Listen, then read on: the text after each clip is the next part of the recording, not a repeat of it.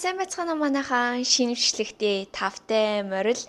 За өнөөдөр би та бүхэнтэйгээ маш гоё тийм дотн ярилцсан подкастыг хий гэж бодлоо.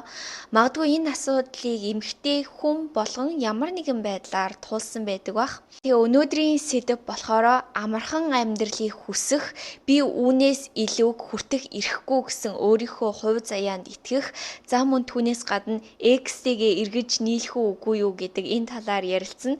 Ялангуяа миний фолловерсуудаас надаас зөндөө олон би X-тэйгээ нийлэх үү, ингэхүү, тэхүү, энэ удаад болох уу, яах вэ гэж зөндөө олон асуултыг асуусан байсан. Тэгээ өнөөдөр би бүх энэ сэдвүүдээр та нартайгаа ярилцъя гэж бодлоо. Бүгдээрээ амархан амьдрал хүсэх нь чиний амьдралыг сүйтгэнэ гэдэг энэ сэдвээр эхлээд ярилцгаая. Би өмнө нь яг амархан амьдралыг хүсээд өөрийнхөө амьдралыг сүйтгэж байсан зөндөө хүмүүсийг харж ирсэн. Тэгээ би бас яг тэр үедээ тэр хүмүүсийг айгүй шүүмжилж исэн баггүй юу. Нэг жишээ гэх юм бол би нэг охиныг мэдэн, тэр охин дандаа маш их амархан амьдралыг хүсдэг. Тэгээ юу хүсдэг вэ гэх юм бол ямар нэгэн залуу тэр охины амьдралыг өөрчлөн гэдэгт итгэдэг. Өөрөө ерөөсөө өөртөө анхаарахгүй өөрийнхөө төлөө тэмцэхгүй мөртлөө ямар нэгэн эрэгтэй хүн өөрт нь байр бэлэглээд ямар нэгэн зүйл авч өгөө, тэдэрлийг авч явна гэдэгт үргэлж итгэж найддаг. Тийм ч учраас үргэлж ингээд гадуурж гарч залуучуудтай уулзаж танилцахыг хичээдэг. За мөн түүнээс гадна ингээ ярьж байгаа зүйлүүд нь ч гэсэн дандаа тийм би бааранд ажилд юм уу? Бааранд ажиллавал аяг их мөнгө олдог гэж юм тэгж ингэж ингээд өхөн надаас ингээ асууж ясан байхгүй юу? Амина би яагаад ингээд өөртөө гой ханддаг залуучуудыг өөрлөгөө татдаггүй юм болоо? Яагаад ингээд миний амьдралд орж ирсэн эрэгтэй хүмүүс дандаа надад тийм хэрцгий муухай ханддсан болоо гэд асууж ясан. Тэр үед би тэр охинд ингээ шууд хэлж чадахгүй байсан ч гэсэн гэхдээ миний хувьд те яагаад тэр охин өөрийнхөө амьдралд одоо тийм залуучуудыг татаж байна гэдэг нь надад угаасаа тодорхой харагдчихсэн. Яагаад гэвэл тэр охины далд ухамсар, далд бодол, хийж байгаа үйлдэлгээд бүх зүйл нь өөрлөгөө яг тиймэрхүү үйлдэлийг хийдэг залуучуудыг өөрлөгөө татгаар одоо тийм үйлдэлийг хийдэг байсан. Яагаад гэвэл тэ ямар ч үн цэнэгүй ааш цан гаргаад өөрийнхөө үн цэнийг мэдрэхгүй миний хувь тавилан ийм, миний энэ хувь тавилан нэг ийм залуу, нэг тийм залуу шийднэ гэсэн тийм сэтгэлгээ өөрт нь яг тийм амьдралыг бий болгож исэн. За мөн түүнээс гадна би дахиад нэг өөр эмэгтэй хүнийг ч гэсэн мэднэ. Нөхөр нь өөрт нь маш одоо муухай ханддаг. Тэгээ арх уугаад ерөөсөө гэртээ ирдэггүй. Нөхрийнхөө араас байн гүүж гуйдаг тэр эмэгтэй хүнийг мэднэ. Эмэгтэй хүнд хүн болгон нөхрөөсөө салаач, болооч гэж хэлэх үед тэр эмэгтэй юу гэж хэлдэг вэ гэхээр энэ хүн миний байрны төлбөрийг өгж байгаа учраас би энэ хүнээс салж чадахгүй юм байна гэж дандаа хэлдэг. Энэ нь юуг илэрхийлж байна вэ гэх юм бол одоо өөрийгөө үүнээс илүү хүртэх ирэхгүй, миний амьдрал ийм л байх ёстой, үүнээс гайхалтай амьдралыг би хүртэж чадахгүй, хин нэг намайг хайрлаж чадахгүй гэсэн одоо тийм хувь заяандаа итгэсэн энэ байдлыг илэрхийлж байгаа. Нуулгүй хэлэхэд эмгтэй хүн болгоны дотор нэг баг зэрэг иймэрхүү зан авир нуугдсан байдаг. Бид нар угаасаа тий амьдрал маань хин нэгэн гарч ирээд, нэг гоё ханхуу гарч ирээд бидний амьдралыг маш амархан гайхалтай болгоосэй гэж бид нар хүсдэг. Хувьд ч гэсэн би өөрийн ирэхгүй тийм амархан амьдралыг хүсэж исэн надад үе байсан. Жишээлбэл миний амьдралыг амархан болгоод өгье гэсэн зөндөө хүмүүс гарч ирж байсан, одоо ч гэсэн байгаа. За түүнээс гадна одоо манай X-ийн хувьд гэх юм бол одоо ч гэсэн миний амьдралд орж ирэхийг хичээдэг. Тэгээ манай би ер нь анх X-ээсээ яагаад салсан бэ гэх юм бол би үнээс илүү хүртэх эрхтэй гэдгээ тэр үед мэдчихсэн. Түүнээс гадна тэр хүн ерөөсөө миний хүсэл эрмэлзлийг одоо дэмжиж чаддгүй байсан. Тэр чинь одоо би YouTube бүх зүйлээ эхлэхээс өмнө тэгээд сасныхаа дараа ер нь бүх өөрийнхөө хүсэж байгаа зүйлийг хийж эхэлсэн. Одоо хүртэл тэр хүн миний амьдралд орж ирэхийг хичээдэг. Одоо бүр ингээд байн юу гэж хэлдэг вэ гэх юм бол энэ удаад би дэмжиж чадна, энэ удаад би өөрчлөгдөн, энэ удаад бүх юм өөр байна гэж дандаа хэлдэг. Тэгээд би угаасаа нийлэх ёсгүй гэдгээ мэддэг, би үүнээс илүү хүртэх эрхтэй гэдгээ мэддэг мөртлөө заримдаа сэтгэл санаагаар унсан үедээ би гинт юу гэж ботсон бэ гэхээр би нэрээ эргээд нийлүүл яах болоо, энэ удаад магадгүй өөр байх болоо. Тэгээ миний амьдрал угаасаа арай амархан болно гэдгийг бол мэдчихсэн. Яагаад гэвэл би яг одооний шиг ингээ бүх юм туршиж үзээд бүх юмны араас хичээх шаардлагагүй. Ягаад гэвэл тэр хүн намайг дэмжиж туслах учраас ямар нэгэн байдлаар. Тэгээ би яг ингэж бодож байх үедээ өөрийгөө ингэж бодож байгааг ч мдээгүй байсан байхгүй юу. Тэгээ гинт ингээд өөрийнхөө бодлыг анзаараад үзсэн чинь би өмнө нь хэн нэгнийг тэгж шүүмжилж байсан. Энэ охин амархан амьдралыг хүсэж, энэ эмэгтэй тийм, тэр эмэгтэй тийм гэж хэн нэгнийг өмнө нь шүүмжилж байсан бол нэг мэдсэн чинь би өөрөө амархан амьдралыг хүсээ тийм бодлыг ботсон явж исэн. Тэгээд би өөртөө ингээд маш сэтгэл гутарч эхэлж байгаа хгүй юу. Ягаад гэвэл би дандаа ингээд юмны төлөө тэмцчээдэг. Би гайхалтай зүйлийг хүртэх эрхтэй гэдгээ мэднэ. Гэхдээ би яагаад өмнөх рүүгээ буцах талаараа ийм бодол бодож байваа гэд өөрийгөө шууд буруутгаад ингээд өөртөө итгэх итгэл маань шууд нурж эхэлсэн. Энийг юу гэж хэлдэг вэ гэх юм бол одоо Америкаар self-sabotaging behavior буюу одоо өөрийгөө үзэн ядаа өөрийгөө бөснөөлөх тэр зан авир гэж хэлдэг. Энэ нь яаж илэрдэг вэ гэхээр маш олон янзаар илэрдэг. Миний хувьд яаж илэрсэн бэ гэх юм бол яг би энэ бодлоо анзаарсныхаа дараа ерөөсөө өөрийнхөө хийх ёстой юмаа хийхгүй, амжилтанд хүргэх ёстой юмаа хийхгүй, өөрийгөө тэгж шийтгэх байдалд орж эхэлсэн. Би өөрийнхөө хийх ёстой зүйлээ хийхгүй байна гэсэн үг нь би гайхалтай зүйлийг амьдрал дээр хүртэх эрхгүй. Чи угаасаа хийх ёстой зүйлээ хийж чадахгүй гэдээ одоо өөрийгөө зэмлэж ин гэсэн үг. Түүнээс гадна энэ зан авир надад яаж илэрдэг вэ гэх юм бол би ингээ юу хийхээ мэдэхгүй болсон үедээ шууд өөрийгөө толинд хараад өөрийгөө одоо маш их гоочиж эхэлдэг. Энд болохгүй байна, тэрч болохгүй байна. Энэ арьсаа одоо яацын гих мэд жишээний. Тэгээ ингээ харах юм бол миний арьсан дээр ямар ч тийм бондгор янз бүрийн батг гараагүй байгаа хгүй юу. Гэхдээ би бүр яг тэр өдөр зүгээр толны өмнө суужгаад бүр ингээд батг байхгүй газар те ингээ хар батг илүү дутуу юм аа ингээ бүгдийг шахаад нүрээ улаан болгосон. Тэгээд улаан болгосныхоо дараа толны урд суучаад хідэн цаг өөрийгөө би юм улаан харагдчихээн гэж гоочилж эхэлсэн. Тэгэхээр хүн яадаг вэ гэхээр хэрвээ хүн өөрийнхөө дотоод хүнтэйгээ зөрчилдөх юм бол жишээлбэл миний дотоод хүн би өөрийнхөө амьдралыг гайхалтай болгоно, би илүү гайхалтай хүртэх эрхтэй, би өөрийгөө бүтээж чадна, амьдралаа гайхалтай авчивч чадна гэж миний дотоод хүн итгэж байхад бидний гаднах үйлдэл янз бүрийн бодол энэ дотоод хүнийхээ эсрэг одоо үйлдэл хийгээд эсрэг бодол бодох үед би өөрийн ирэхгүй өөрийгөө үзэн ядаад өөрийгөө дотроосоо шийтгэж эхэлж байна гэсэн үг. Жишээлбэл та нарт нэг ийм мэдрэмж төрж байсан бах. Ингээд зөндөл эмгтэй хүмүүс турах гэж хичээдэн штэ. Тэгээд сэтгэл санаагаар унаад гинт амар их хидчдэг. Тэгээ их хидснийхаа дараа бүр сэтгэл санаагаар унаад их хидээд байдаг.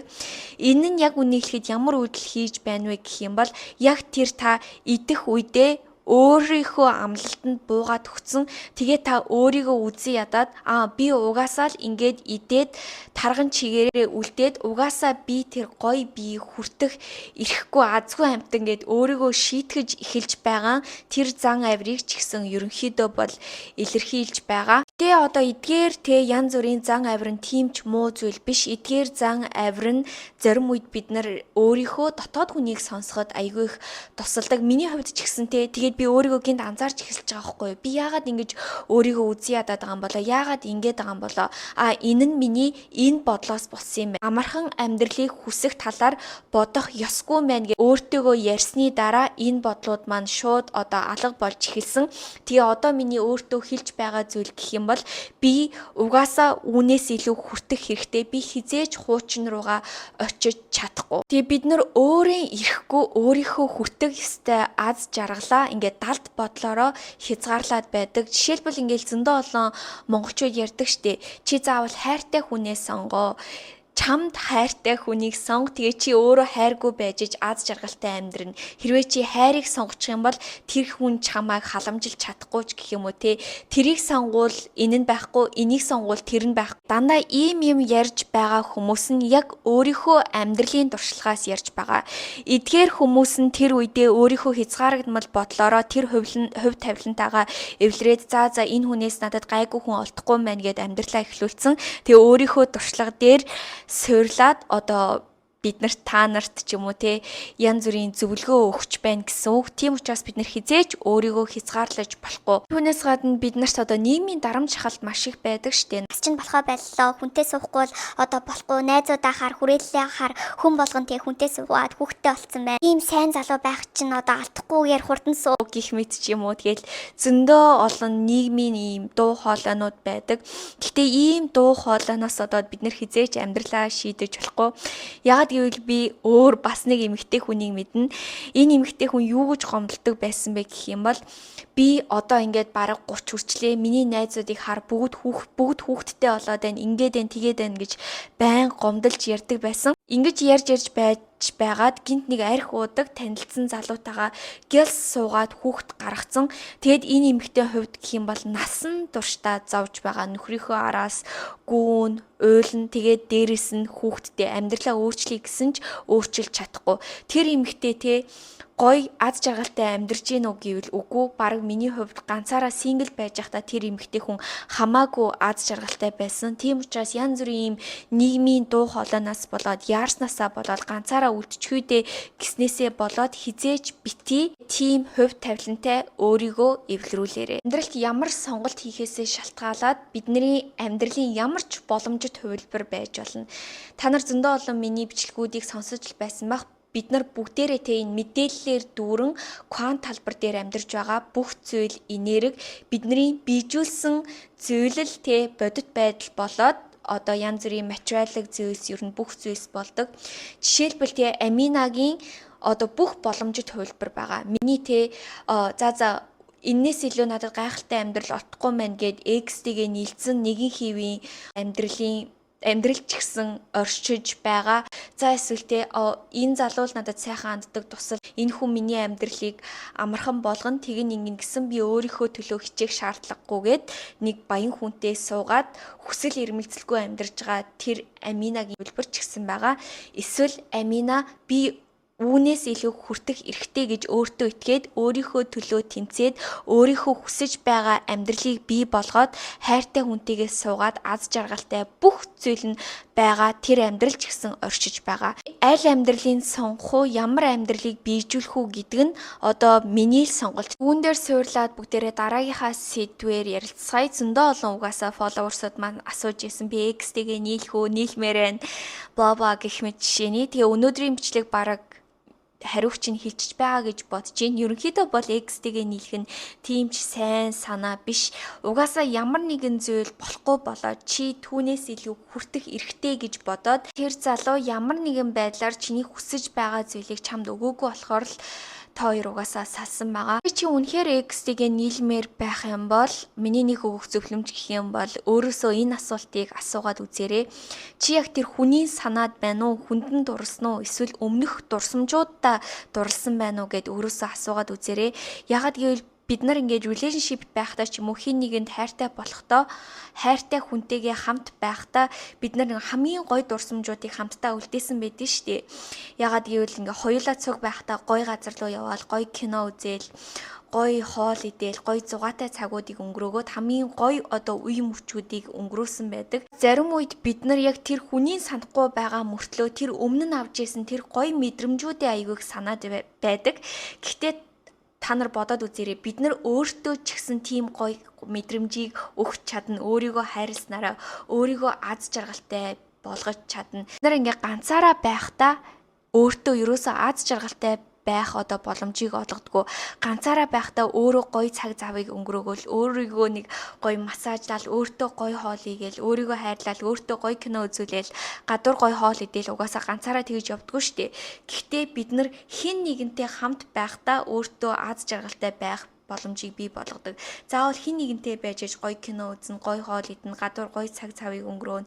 Эсвэл тэ найзтайгаа заавал байж нэг зүйлийг хийн гэх мэт жишээний хэрвээ чи ганцаараа өөртөө тэр аз жаргалыг өгөөд сурчих юм бол ерөөсөө тэр хүмүүсийн шаардлага байхгүй яг үнийг хэлэхэд чи бодож байж магадгүй л те үгүй надад тэр хүнээс өөр тэр гайхалтай хайр гоё мэдрэмжийг надад хийн ч өгч чадахгүй гэж бодож байж магадгүй үгүй хин нэгэн гарч ирэн чам тэрнээс илүү гайхалтай мэдрэмж хайрыг өгнө ягаад гэвэл одоохондоо чиний хязгаарлагдмал бодол чинь надад тэр хүнээс өөр хүн энэ гоё мэдрэмжийг өгөхгүй гэж бодож байгаа. Хоёр одоо нийллээ гэж бодсон ч гэсэн өмнөшгөө тэр үнэхээр гайхалтай гоё мэдрэмжийг тэр хүн өгч чадахгүй ягаад гэвэл те зөндөө олон цаг хугацаа өнгөрөө зөндөө олон зүйл тохиолдоод чи ч өөрчлөгдөө тэр хүн ч өөрчлөгдөөд тэр өмнө нь авж исэн бүх гоё допамин тэр гоё мэдрэмжүүд гарч ирэхгүй. Өнөөдрийн хураангуйлсан сэдв гэх юм бол хизээж бити амархан амьдралыг хүс хин нэгэн чиний амьдралыг амархан болгоно гэж хүсэж найдаад өөрийнхөө үн цэнийг хизээж бити буулга үргэлж үн цэнтэй бай.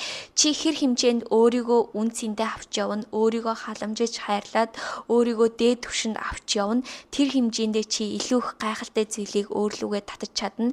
Эрэгтэй хүний хувьд ч гэсэн хайрын хувьд ч гэсэн зээж бити өөрийнхөө одоо доод түвшний хувь тавиланда эвлэр чи магадгүй ямар нэгэн зүйлийг туулсан байж болно. Гэхдээ чи үргэлж түүнээс илүү хүртэх эрхтэй гэдэгтээ өөртөө итэг. Миний сүүлийнх нь гэх юм бол бид нар гайхалтай зүйлийг үргэлж туулаад урагшаа тэмүүлээ те. Гайхалтай зүйлийг хүртээ гэж бодож байх юм бол бид нар хизээж хоошоо харах шаардлагагүй. Ягаад гэвэл те өмнөх амьдрал, өмнөх тэр хүнтэй байсан ямар амьдрал, өмнөх эдгээр зүйлс ямар гэдгийг чи угаасаа мэдэж байгаа. Тийшээ хизээж бид нар буцаж очихыг хүсэхгүй. Үүнээс илүү хүртэх эрхтэй гэдгээ бид нар мэдэж байгаа учраас зөвхөн урагшаа хараад урагшаагаа алхаад шинэ амьдралыг ухтаж авах хэрэгтэй. За тэгээ өнөөдрийн бичлэгийг үзсэнд үнэхээр их баярлаа. Хизээч өөрийгөө бити хязгаарлаарай. Тэгээд дараагийн бичлэгээр дахиад уулзлаа. Түр баяртай.